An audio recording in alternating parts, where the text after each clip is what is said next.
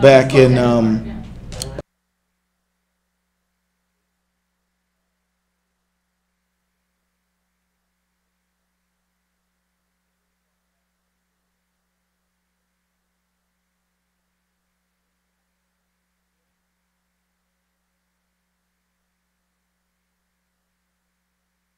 You're never too young to stand up. We can change the world. We need you. Yeah, That's be right. involved. that's it. Get out there and fight. All right. Welcome, everybody. Welcome to Democrats Live. Here we are, live and direct from the studios of the National Democratic Committee, right here in the basement. And I want to thank our live studio audience for being so awesome. That's right. Believe it. You know, you guys, we have an awesome show tonight. We got Sarah McBride. Clap, please. Please clap. Yes. Let me just tell you, in case you don't know, Sarah is an American LGBTQ rights activist, and she's a political leader. She's currently the National Press Secretary for the Human Rights Campaign. And she also, at American University, was the first transgender student body president. And that's outstanding. You know that you're credited with the passage of the legislation in the Delaware state legislature banning discrimination on the basis of gender identity in employment, housing, insurance, and public accommodation. We welcome you to Democrats Live, Sarah. Thank you very much. Thank you. Thanks so much. Thanks so much for having me. It's an honor to be on with you. Well, I tell you, I've been thinking about your work quite a bit because I'm on the Financial Services Committee, and we spend a lot of time just thinking about economic prosperity for working people. Yeah. Right? How can you earn a fair wage? How can you make sure you're not ripped off by some big bank? How can you make sure that you can get affordable health care and maybe even improve your learning and affordably without breaking the bank going to college? But for transgender people, they got those struggles, but they meet some other barriers based on the attitudes of some people in our society. Would you mind just stretching out on that a little bit? Yeah. Particularly given the legislation you helped pass. Absolutely. Well, like I said, one, it's wonderful to be with you. I think the question that you ask illustrates a really important point, which is that we have to get past this false dichotomy in our politics between economic issues and social issues. Because at the end of the day, economic fairness is social justice, right, and social justice must include economic fairness. LGBTQ people, and particularly transgender people, too often are denied access to a job. They're denied access to stable housing. They're denied access to public services that every person needs to live and thrive, largely because of who they are, because of their gender identity. And a majority of states and the federal government to this day still lack clear and explicit protections from discrimination throughout daily life for LGBTQ people.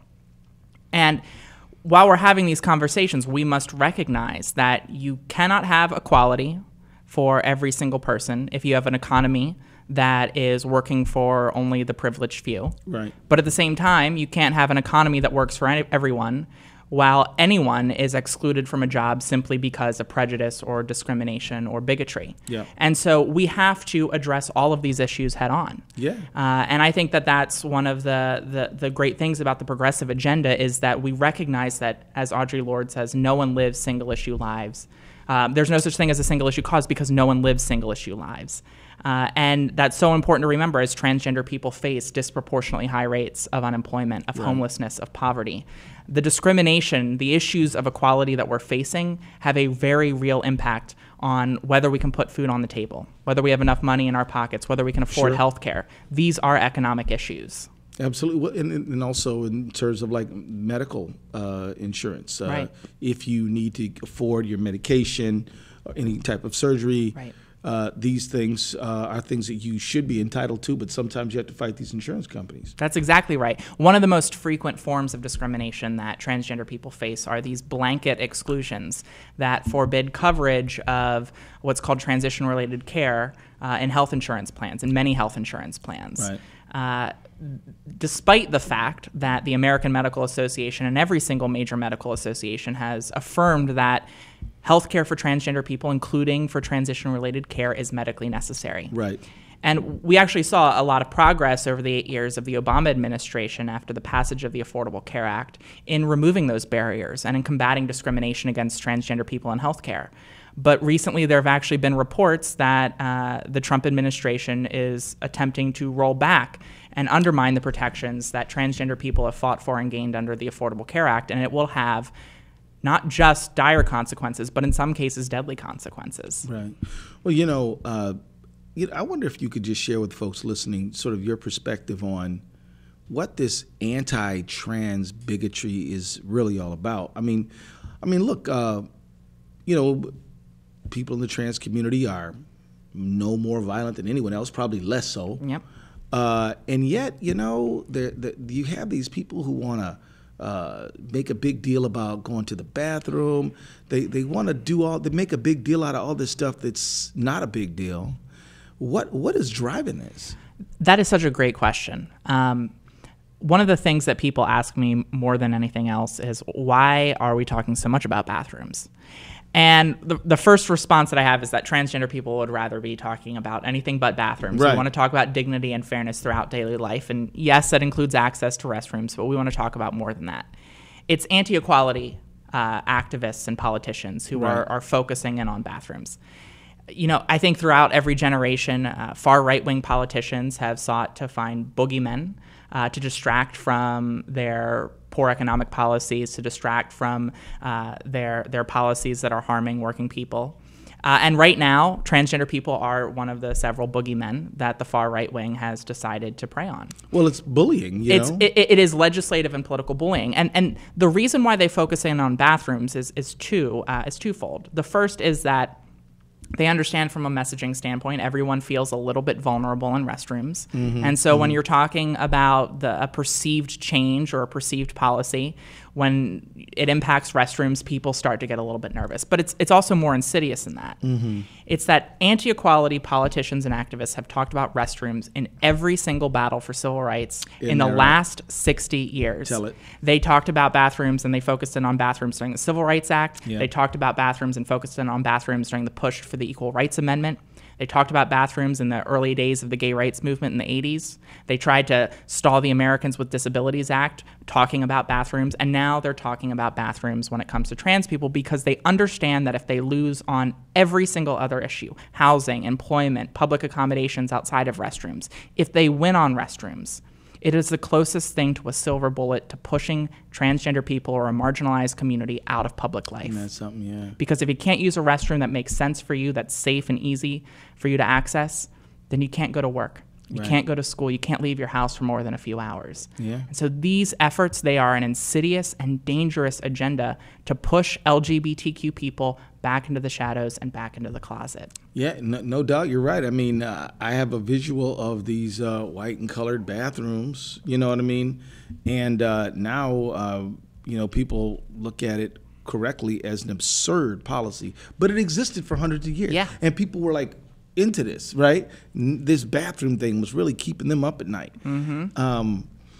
But of course, it's not only about bathrooms. I mean, the Trump administration's taken action to try to exclude transgender soldiers, which I think is particularly amazing in a bad way because these are people who want to do and they are doing what Trump had refused to do. Yep. I mean, this is Captain Bone Spurs here, Yep. right? He didn't want to serve his country, though he was called to do so, and yet transgender soldiers are like, I will die for my country. Yeah. And he's like, I don't take bullets for nobody. But transgender soldiers are like, look, this is who I am, but I am brave and I will protect this nation. That's right. I mean, I think that the attacks by this administration on transgender troops are amongst their most despicable in terms of their attacks on the LGBTQ community. And it's dangerous for a commander-in-chief to target brave service members of any gender identity. Yeah. And it is particularly despicable for someone who received 5 deferments from Vietnam to go after individuals who are volunteering and serving their country with distinction right now. And didn't ask generals about this policy. Well, and what was clear from the start is that this president tweeted impulsively this ban on transgender troops. Even far right-wing members of Congress weren't asking for this. Right. He tweeted this without consulting any military experts, without consulting, quote-unquote, his generals. And he did it thinking, I think, that probably like Pat McCrory thought in North Carolina when he signed HB2, that anti-trans bill, that this would somehow work out for him politically. Yeah. But I think what he has certainly been surprised by is that there has been a chorus of voices from military leaders to members of Congress on both sides of the aisle to the American public who have said, we will not stand for you implementing discrimination in this country's largest employer. Yeah. And the fact of the matter is, transgender people are serving their country with distinction right now. They are enlisting to serve their country right now. And there is simply no reason other than this president's petty prejudice to stop them from doing that. That's right. That's right. The qualification for serving your military should be a desire to protect your fellow countrymen and women. So I want to ask you a question broader than just the issues of the trans issue. We've seen since the Trump presidency an increase in physical hate-motivated violence of all kinds, whether it's gay, lesbian, transgender, or racial minorities, Muslims, even anti-Semitism spiking across our country. People carrying torches saying Jews will not replace us. What do we as Americans need to think about in this moment?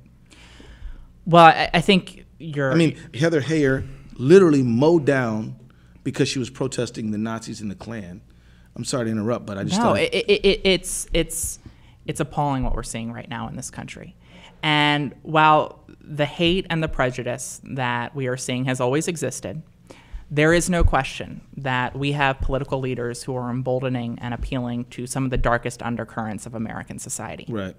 When you have a president go on television and say that neo-Nazis, white supremacists, and homophobes are fine people, all of us should respond by calling that person morally unfit to serve as president of the United States. Yeah. When you have a president who is implementing discrimination, whether it's against LGBTQ people or Muslim immigrants or undocumented people, he is emboldening and inflaming violence. And we are seeing that in the numbers. We have seen that in the rise of hate-based violence tracked by the Federal Bureau of Investigation, by the Southern Poverty Law Center.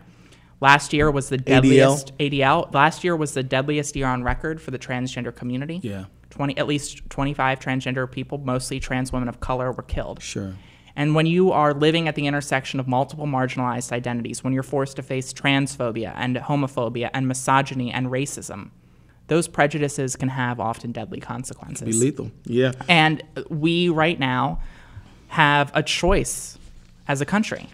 Talk about that choice. Well, I think this upcoming election is truly critical, not just for the LGBTQ community, but for our country. Because we have a choice as to whether we will be a nation that says there's only one way to love, only one way to look, and only one way to live, or whether we will be a nation where everyone has the freedom to live openly and equally. Come on. This is not just an election about policies, although those policies are incredibly important and mean a lot. This is a question about our identity as a nation. About whether we will live up to our core values. That's true for this coming election, and it's true for 2020. Yeah. And we have to all stand up and say that we are going to demand elected officials who appeal to our better angels. Absolutely. Who unite us as a country and who are going to work to combat discrimination and hate and ensure that every single person, no matter their sexual orientation, gender identity, race, religion, national origin, that every single person can pursue their dreams and have the same opportunities as everyone else. Like people like Danica Rome, Andrea Jenkins, and Philippe Cunningham? Amen. That's right. All right. Hey, those are three transgender elected officials who are breaking it down. Matter of fact, Danica Rome took on the person who declared himself to be the #1 homophobe. Chief homophobe of the Virginia legislature. Yeah. Well, he's the former chief homophobe. Now he is Danica Rome's constituent. Right. Well, so on this thing, people thinking, okay, what can I do? I have heard that the LGBTQ vote is particularly critical this year. Well, the LGBTQ vote is larger than the margin of victory in the last 5 presidential elections. It's larger than the margin of victory in battleground states with competitive elections. Right. And what we have seen is that LGBTQ people play a critical role in electing pro-equality candidates up and down the ballot. We saw that, I think, when LGBTQ voters and our allies, we call equality voters at the Human Rights Campaign, when they showed up and ousted Pat McCrory in North Carolina in 2016. That was a good day. It was a very good moment, and I think it was one of the first times we saw very clearly that when politicians come for the transgender community, we're going to come for them on Election Day. Right. We saw in 2017 in Minneapolis and in Virginia that when equality voters show up, they don't just elect pro-equality candidates, they elect candidates who are pro-equality who also look like America, who reflect our diversity. And who are in touch with America's issues. That's right. Danica Rome was talking about traffic, roads, right. And I can tell you, Andrea Jenkins was talking about 15 in a union. I mean, it's not, people don't, like you just said, quoting Audre Lorde, people live intersectionally all the time. Well, and what is so often lost in this conversation is that behind this national debate on transgender rights are real people. Yeah. Who love and laugh, hope and dream, fear and cry just like everyone else. People who want to provide for their families, people who want to pursue their dreams, people who don't want to get stuck in traffic. And these issues matter to transgender people, they matter to non-transgender people, they matter to all of us. And when we can move past these divisions that politicians seek to inflame and prey on, when we are allowed, all of us, to be seen in our full dignity as equal people, we can together tackle some of the biggest challenges that continue to face our country. Yeah, Sarah, I think it's time for our Good Trouble segment. And hey, check it out. Good Trouble, awesome leader, Ellie Perez, a dreamer, organizer, DNC member. Let's hear from you.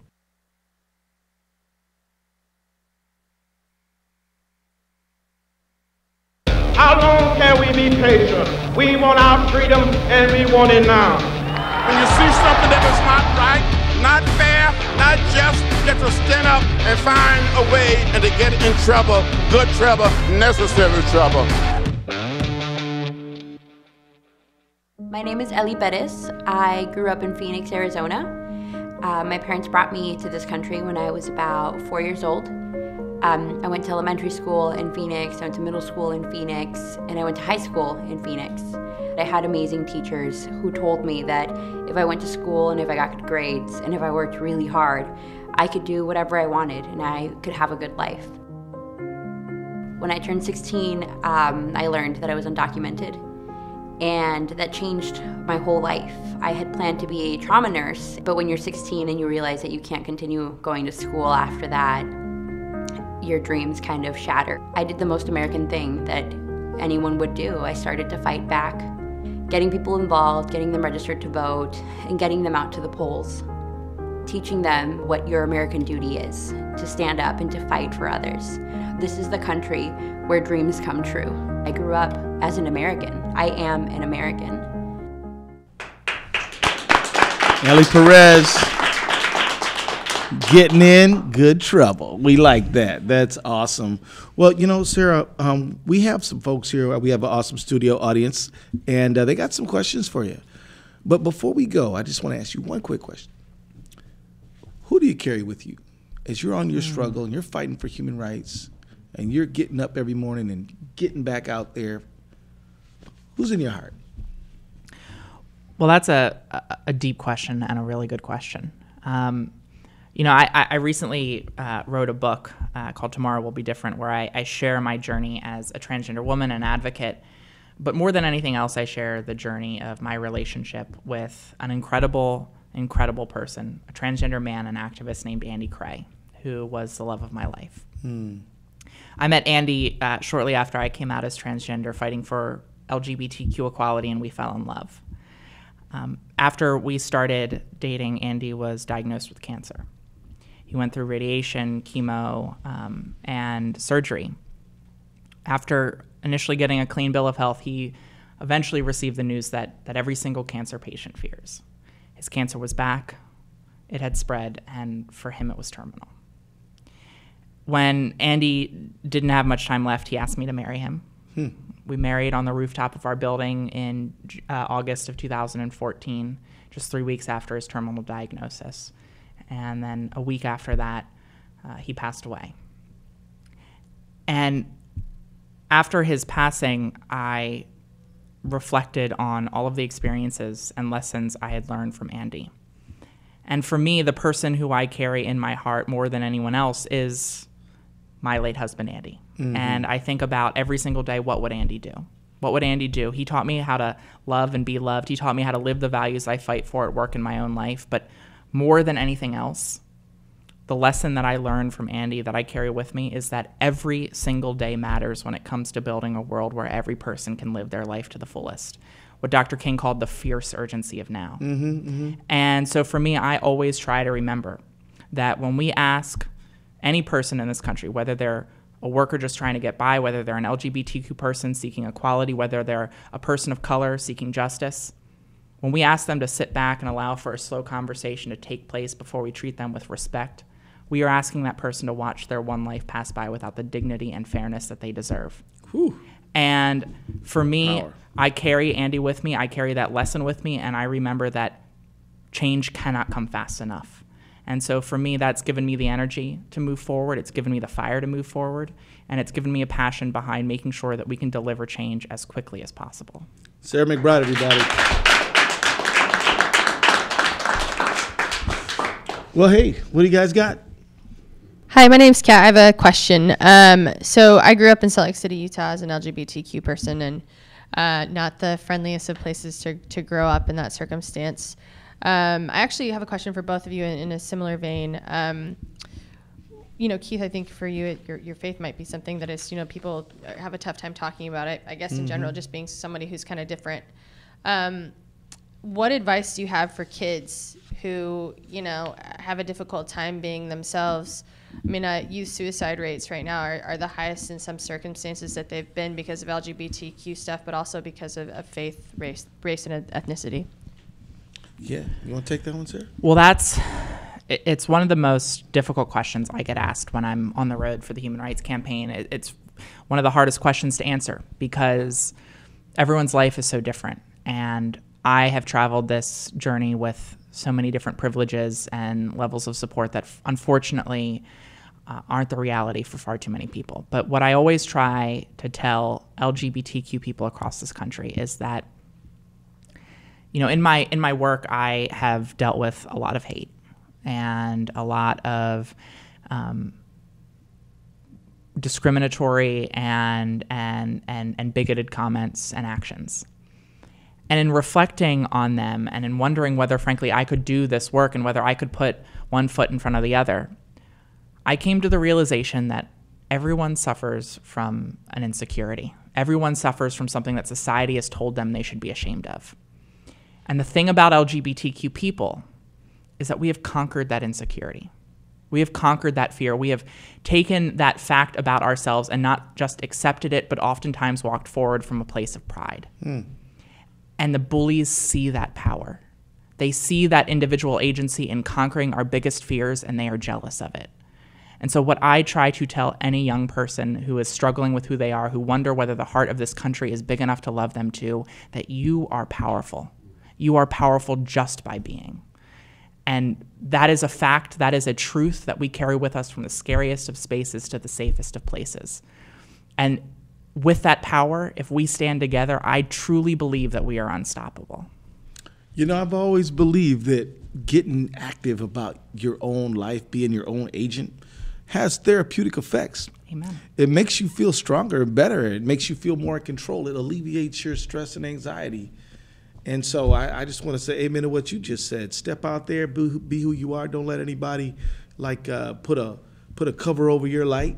Get out there. We need it now more than ever. We need it now more than ever. And I think so often we lose track of the progress we've made. We look at the news and we feel like our politics is so broken that we can no longer do big things. But when I meet those young transgender people, those young LGBTQ people, it reminds me of just how far we've come. Because when I was growing up, the notion of living my truth and dreaming big dreams all at the same time was so incomprehensible to me that those words would not have even made sense. Listen to that. And now today, there are tens of thousands of young transgender people who, when I ask them what they want to be when they grow up, they say the first transgender president or an astronaut. The fact that there are transgender youth literally reaching for the stars right now demonstrates how far we've come.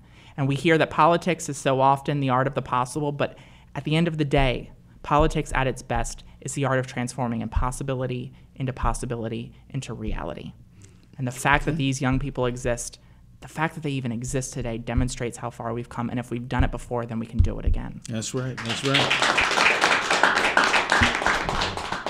Yeah, you're up. Hi, my name's Eric, and I was wondering how can I find out about more LGBTQ candidates and possibly help them? That is a wonderful question. Well, first off, I encourage anyone who's interested in LGBTQ equality writ large to visit hrc.org, to sign up, to make sure that you're keeping up to date on the different issues and challenges we're facing as a community, about the candidates we need to elect to make sure that we can pass comprehensive non-discrimination protections at the local, state, and federal level. So visit hrc.org. We need folks to turn out to elect pro-equality candidates up and down the ballot. We need people to volunteer. We need people to make phone calls. We need people to get people to register to vote. Because while so many decisions happen here in Washington, the vast majority of policy is crafted at the local and state level. States are our laboratories of democracy, and in too many places, we have seen anti-equality politicians taking the lead, introducing over the last year over 130 anti-equality bills. Let's flip that. Let's make it that we have a majority of states in this country not just introducing but passing legislation that protects LGBTQ people from discrimination, from so-called conversion therapy, that's making sure that we're increasing the minimum wage, making sure that we're expanding access to health care. So I encourage everyone, visit hrc.org to learn about these issues, keep track of the candidates that we're supporting, and then make phone calls, donate, show up and knock doors, register to vote. And we need to do it in every state in this country, because there is a young LGBTQ kid in Kansas or in South Dakota or in South Carolina who needs us to fight for that person just as much as we need to fight for people in blue cities. All right. So we got time for one more question, maybe? We do. We actually have one of the questions from our social media audience. Speaking along the lines of what Sarah was talking about with down ballot candidates, Mila from Florida asked, how do you energize people in grassroots states to come out and support Democrats and the DNC? I know that, Keith, you've spent a lot of time on this. Yeah, well, I talk about it all the time. I'd like to hear what Sarah McBride has to say. Well, I think there are a couple things. One, we need to make sure that we're talking about the whole host of issues that are affecting people's lives. That's making sure that we're expanding access to healthcare. It means making sure that we're expanding access to jobs. It means making sure that we are passing pro-equality legislation. Because I think one of the things we have seen is that when we talk about expanding dignity and equality for people, people show up, particularly young people. And I think we need to have a platform and a vision that reflects the full diversity of our country, that recognizes that diversity is not a threat to our nation, but rather that diversity is a source of strength and actually is what makes America great. I think when we run diverse slates of candidates, when people can see themselves in the candidates who are running, I think people show up. And I think that when particularly young people participate, they can have a significant impact. Because every single time a young person participates in politics, they speak from a place of history. And it's not the history of the past, but the history that remains to be written. So I think we need a platform that is bold and progressive. We need candidates who look and reflect the America that they want to serve.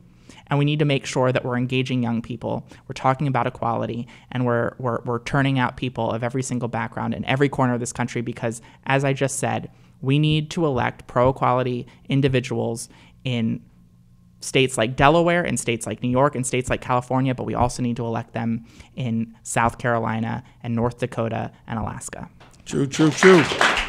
Well, one thing anybody listening or not listening can do, if you're listening to this show, we want you to text the word commit, COMMITT, to this number, 43367. Text commit 433-67. We will be in touch with you because we want you to be part of this movement for LGBT equality, for health care, for better wages, for accountability in government, for getting money out of politics. We want you to be part of this thing, and you can be part of it. So just text COMMIT to 433-67. And you know, Sarah McBride, I am just so privileged to be hanging out with you this evening. Privilege for me. And we'll be on here doing plenty of things. Last words? Well, I just want to thank you for having me on. And what I just said to that answer, I think, is such a reflection of who you are, which is that we need candidates, we need elected officials who are willing to put out bold, progressive ideas. Oh, yeah. And that's how we excite people. That's how we turn people out. And you've done that throughout your career. And so it's just an honor for me to be with you. Well, you bet. We're trying to get 50. We're reaching out to 50 million people. We want people to turn out to vote big time. You know this, Sarah, better than a lot of people. In the midterms, our vote generally falls off. Right. Dems will vote in the presidential, but in the midterms, we're like, okay, somebody else will take care of the business. No, they won't. We need you to do it. And so we need we need to really get a big push in.